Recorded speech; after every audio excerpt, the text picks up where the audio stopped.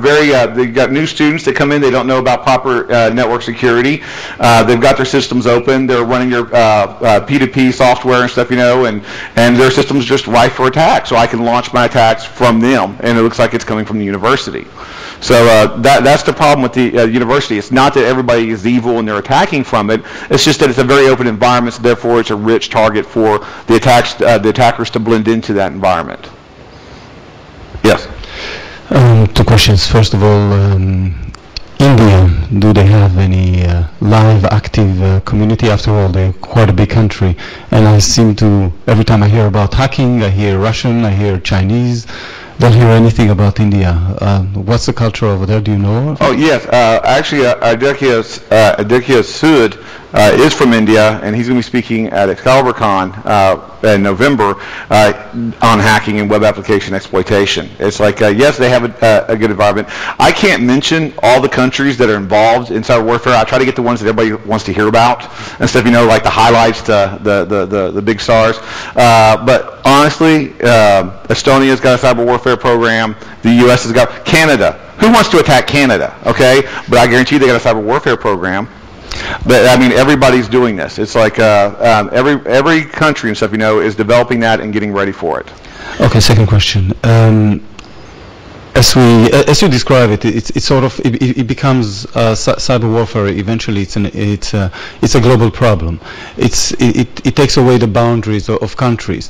Right. Now, I know that today, based on my knowledge, the way that the world is acting in is only on a criminal level. Meaning, right. You have cooperation between Interpol, which is, by the way, works really hard, really bad the last time I heard about it.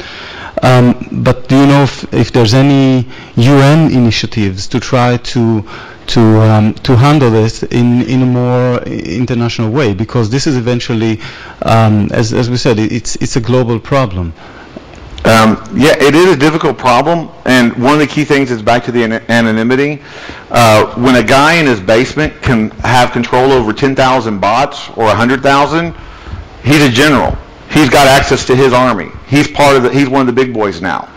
And it's not just governments that can have these kind of resources anymore. It's individuals. So right now they're still trying to figure out exactly how to approach this. And so they're starting off from the criminal because they're originally going after criminals, just small-time players, people that are involved in it. But once again, it's forming. I tell people we protect our food supply, we protect our trade routes, we protect our borders. Why not our bandwidth?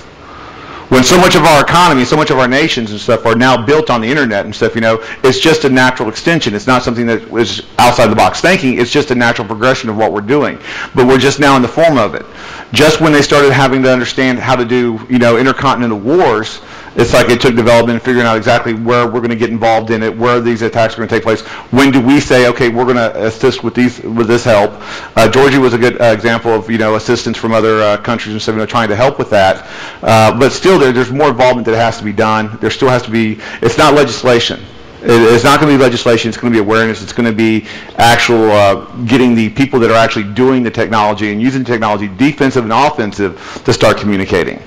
And of course, and I think actually I give hackers more credit and stuff, than politicians, to actually trying to work together and try to create that technology. So, I mean, the people in this room are the perfect examples. You are doing the right thing. You're trying to get the information. You're trying to actually see what's going on and how to exchange it. You may not have agreed, I'm sure by some of the looks, you didn't agree with hardly any of the stuff I said, but you're here, and that's to your credit. It's like you're trying to hear what the other side has to say. You're trying to hear some of the other opinions, and that's a good thing.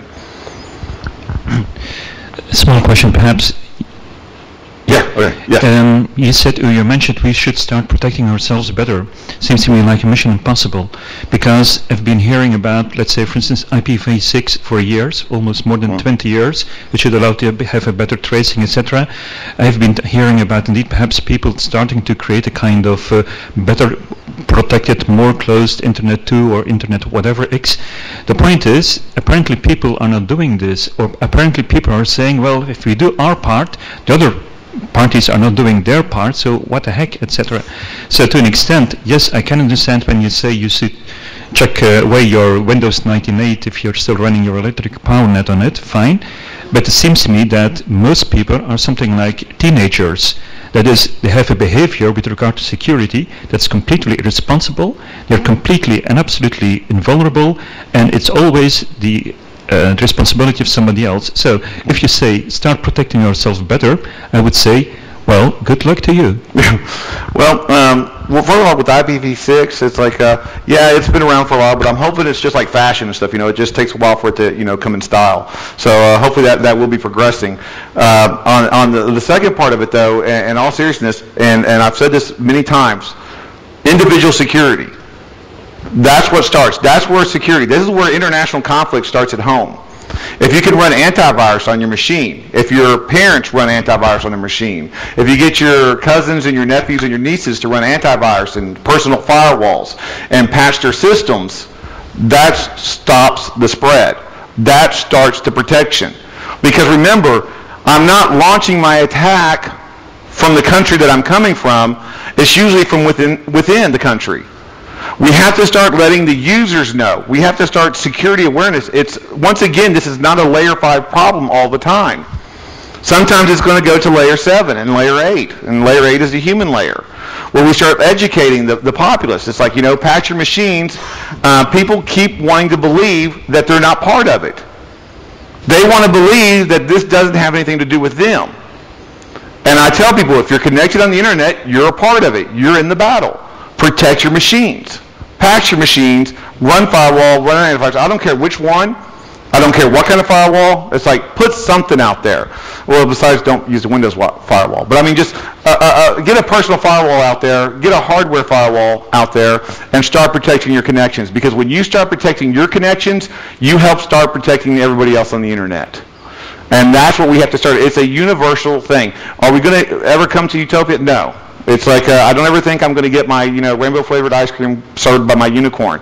But I really do believe that if we start getting enough people aware of it and informed of it, we can mitigate some of these attacks and mitigate some of the severity of our infrastructure based on that. And with the government and stuff, you can migrate from Windows 98. Okay, that can happen. It's like that just takes the money. That's not logistics. That's not just the technology. That's just upgrading. And that's something that needs to be done. Time for the last question.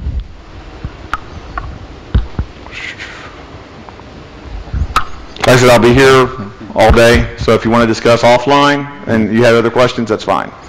One more question. Yes.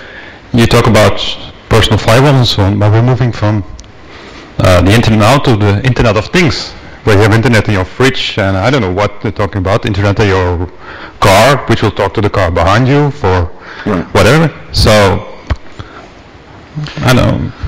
Yeah, more and more mobile devices are being connected and interconnected and to the internet, but the problem is it's still going to go to resources, CPU power, hard drive space, and bandwidth. Those devices don't carry enough bandwidth at this time to be that much of a threat. 5 years from now, 10 years from now, maybe. But right now, what we need to start worrying about is securing the stuff that we can, which are readily available, which are those kind of tools, the firewalls and antivirus.